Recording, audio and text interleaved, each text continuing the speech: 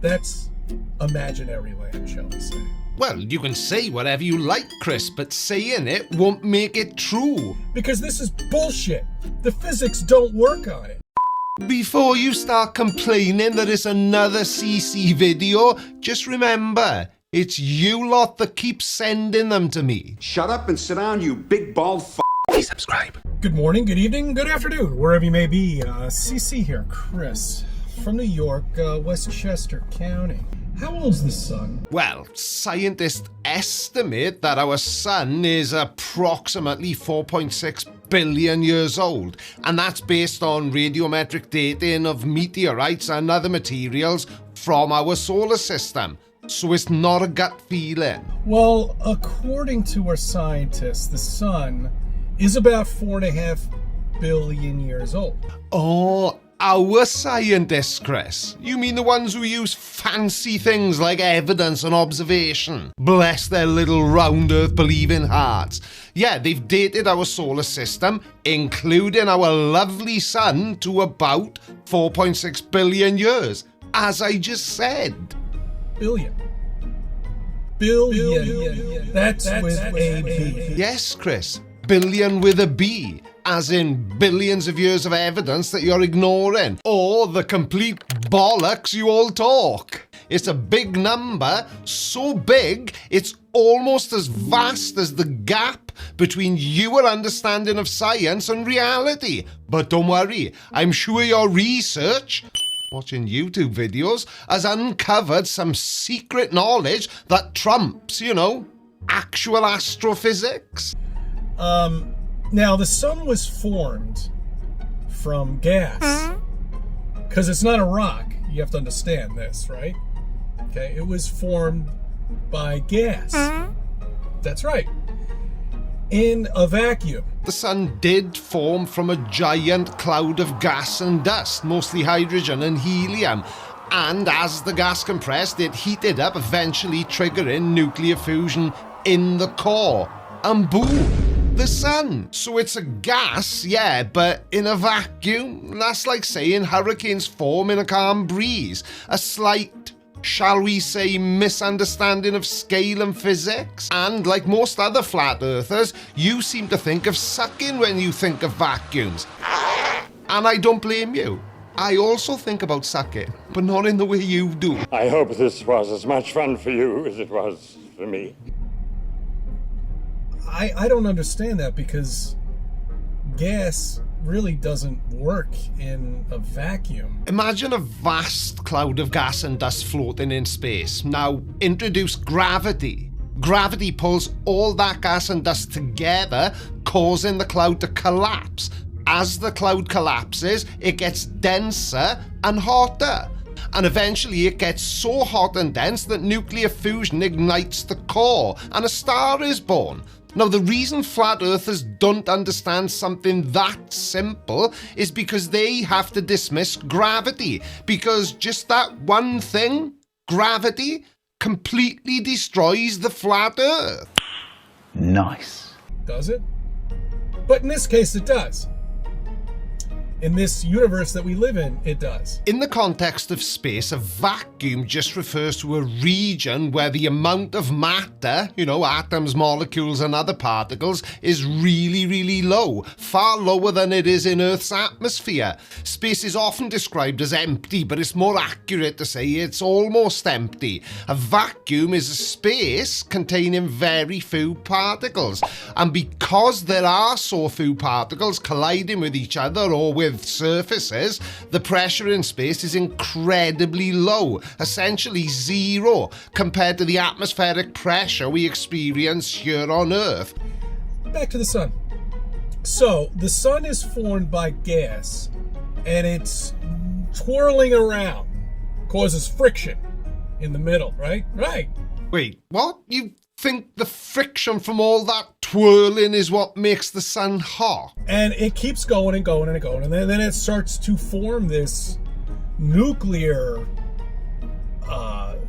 fusion that is just absolutely incredible, because it's a furnace that's never ending, never needs any fuel. It just burns and burns and burns. Well, you're right about the incredible nuclear fusion in the sun, but wrong about it not needing fuel. The sun burns hydrogen, Chris, and a lot of it, and has done for billions of years. It's not endless, just a massive cosmic furnace with a huge but finite gas tank. Stars run out of fuel eventually, and our sun is no exception. That's right. You know, why can't the scientists figure out how to do that? I'd love to have that in my fireplace. That would be just fantastic, wouldn't it? Just have this endless fire in your fireplace. You never have to put any fuel in it or anything. It's just these... Oh, you know, I do have one of those. Mine's an electric one. That's right. That's right. I don't have to... Oh, well, it does... Yeah, you need electricity to have that go. So, no, that wouldn't work either. Fair play, you've just perfectly encapsulated the gap between thinking about fire and understanding nuclear fusion. Special Officer Doofy reporting. So you want a mini sun in your fireplace. Now, nuclear fusion requires temperatures and pressures that make... What am I doing? Chris, you know when people leave comments under your videos saying things like, how stupid can you be? Well, that isn't a challenge. They don't actually expect you to prove how stupid you can be.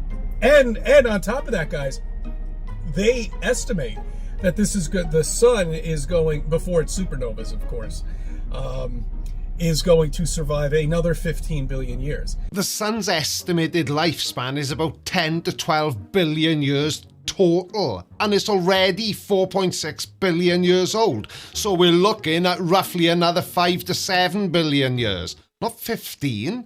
That's a slight miscalculation, even by flat Earth standards. Don't worry. It'll lead all the inner planets and all this other good stuff that they make up and keep you confused and feel like you're this little insignificant speck on this spinning wet ball in space going along and traveling at all these miles per hour. But don't worry, it's 15 billion years. You won't be around to see it. Don't worry. Firstly, your concern for the inner planets is touching, but the sun won't be going supernova. It will expand into a red giant, likely engulfing Mercury and Venus and possibly Earth. So it's less leaving and more redecorating with fire. And secondly, the whole insignificant speck on a spinning wet ball thing, that's actually a pretty accurate description of what it's like to be here on Earth. It's called perspective, Chris. And yeah, we are traveling at incredible speeds through space. That's how orbits work. It's not about making people confused, as you put it. It's about accepting or acknowledging the vastness of the universe. Oh, and finally, your 15 billion year figure, still wrong. So you don't need any fuel for the sun at all. It's just this endless furnace that is just burning all the time. But nobody questions that, though. You know why? But scientists question everything, Chris. That's how science works. They observe, they hypothesize, they test, and they revise. Unlike flat earthers who just feel their way through the universe and then complain when reality doesn't match their feelings. Because you were taught as a child how the sun was formed. You might not remember, but you were. And you went with that idea, and you dreamed with that idea, and you believed that idea, and you became part of that idea. It's part of you. This lie is part of you. It's part of your reality. It's part of your personality. Yes, children are taught about the sun's formation. It's called education, Chris. You know that thing schools do? Educate children. And the education they provide is based on scientific observation, evidence, and peer review. Not some grand conspiracy to keep you asleep. And yeah, people believe in science, but it's not a blind faith. It's a belief based on evidence, on repeatable experiments, and on the fact that, you know, things like GPS, smartphones, and modern medicine work because of science. It's probably the best way to describe it. You know how the Earth was made? Well, actually, we could talk about the moon, but I'm so fascinated with the Earth because the Earth is actually a rock. Now, you say the best way to describe it, Perhaps the best way would be to use accurate scientific terminology and not just state the obvious. But who am I to judge your unique brand of geological revelation? Just try not to get too fascinated, Chris, or you risk falling off the edge of your flat earth. That's right. No, it isn't. I was being facetious. Over billions of years, the rocks decided to collect together. They were never flung apart. Because the bigger the rock out there, the more gravity it attracts. That's right. You see, gravity isn't always the inner core of a planet. It also just could be a big object in space. Yes, gravity is the cosmic glue that pulled those rocks together, but it's not about rocks deciding things, it's about physics. And yeah, the bigger the object, the stronger its gravity is. That's why Earth is round, and that's why my patience with your flat Earth BS is wearing thin. So when is the tipping point for gravity? That's what I'd like to know. Why are the meteors out there don't have like other small meteors? Are they too small? Is it a quarter of a mile? A mile? 5 miles? When does gravity actually take place without actually having a molten core that's creating this gravity? But that's like asking, when does a puddle become a lake? The bigger something is, or the more mass an object has, the stronger its gravity is. I guess that's magical, right? No, it's physics. Magic. That's right. It's magic. That's why they call Walt Disney magic. Because this is bullshit. The physics don't work on it. Are you taking a piss? Now, Chris, if there was only one thing I would give you credit for proving in your videos, it's that you have absolutely no understanding of physics at all. So how the hell you've been able to figure out that the physics around how planets are formed or stars doesn't work is... Well, we're waiting. Dribble! You can't take two rocks together, put them in a vacuum somewhere, and then all of a sudden they magically start to collect and spin, and now the gravitational pull comes along and this pulls other rocks in and then forms a planet and an inner core. So what you're saying then is, because you can't wrap your head around it, then it must be fake. Inside there, that's magic land. That's right. That's imaginary land, shall we say. Well, you can say whatever you like, Chris, but saying it won't make it true. You know, in the same way as you keep saying the Earth is flat, but it never will be. A bit like that. You know what else is what's imaginary? Some scientists believe that the moon, that's right, was created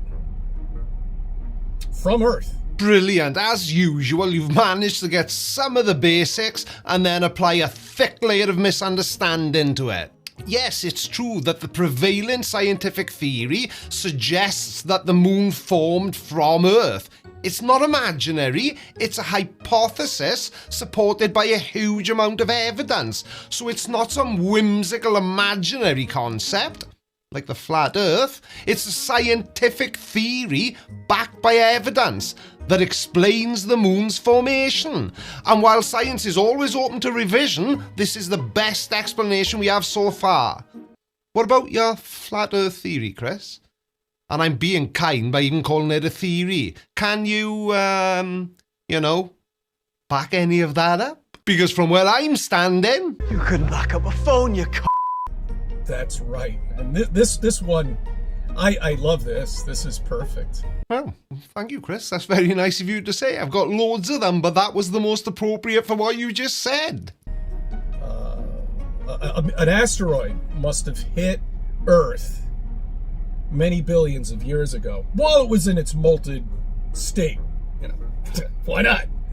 You know, gravity's form is that there's a big molt. It's like a miniature sun or something like that, and it spews out this lava stuff out into space, just not too far away, just enough so the Earth it's in the Earth's Goldilocks, just like we're in the Goldilocks zone of the sun. Not too far away, not too close.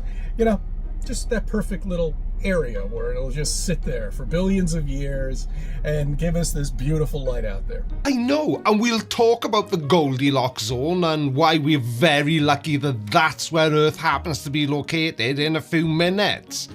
But Chris, all of that you just said, this is what it sounded like. So,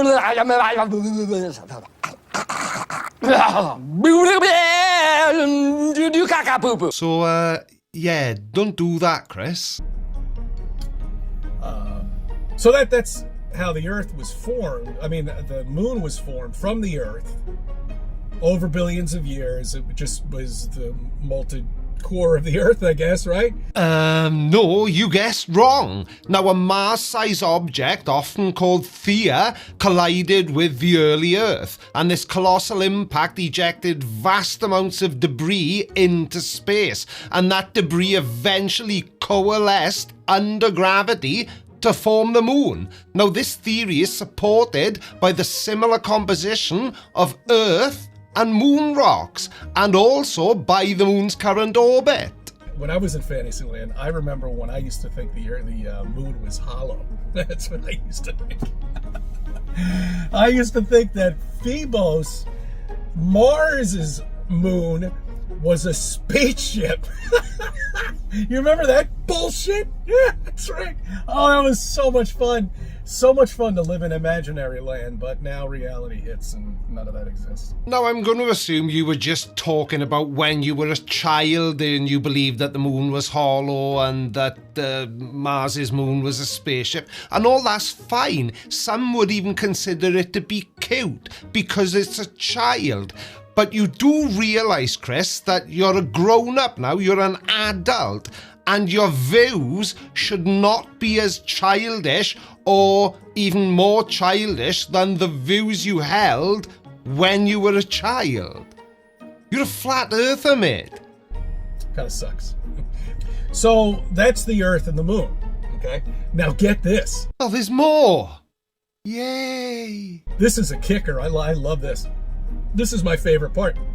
After all of these years, we're alive to see it. And I'll tell you, this is an amazing time for you to be alive because the sun and the moon look like they're the same size, but yet the sun is 400 times larger. And about 400 times further away. You see what kind of an imaginary land that people are in, you know? And it's very difficult for them to break out of it. Very difficult. Well, Jaren has managed. And all they need to do is just once in a while blast a rocket off. And, oh, that's right, space exists. They just blasted a rocket off. Did you see that? That's right. They're going to space. That's right. Can you prove to me that's going to space? Can you prove it isn't? No, exactly. No, what I see is it turning and crash landing in some ocean out there. That's what I see. I don't see anything going into space. No, I don't. Because the minute they say it's going into space, they provide a cartoon for you. That's right. Cartoon's all ready to go right before they start the launch. It's all ready, all keyed up, ready to go.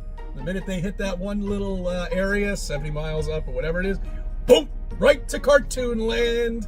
There you go. Oh, there's your rocket. It's in cartoon land. With the fake Earth in the background, you know, I love it. I love it. And then. No, and then that's all I want. Yeah, I know the feeling. Don't forget to join me at 7 p.m. BST tomorrow, which I think is still 2 p.m. Eastern, but I'm not sure. Have you moved your clocks yet, America? Why didn't you let me know?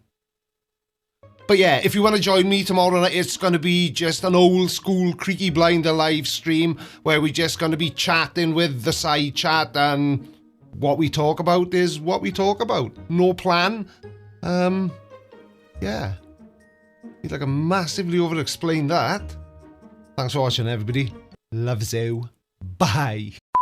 Mrs. Blinder, my wife, says I am the clumsiest person she's ever known. A few years back, I broke my arm, and she asked me, how the hell did you manage to break your arm raking leaves? Well, I fell out of the tree, didn't I? I don't think so. No, no, no, no.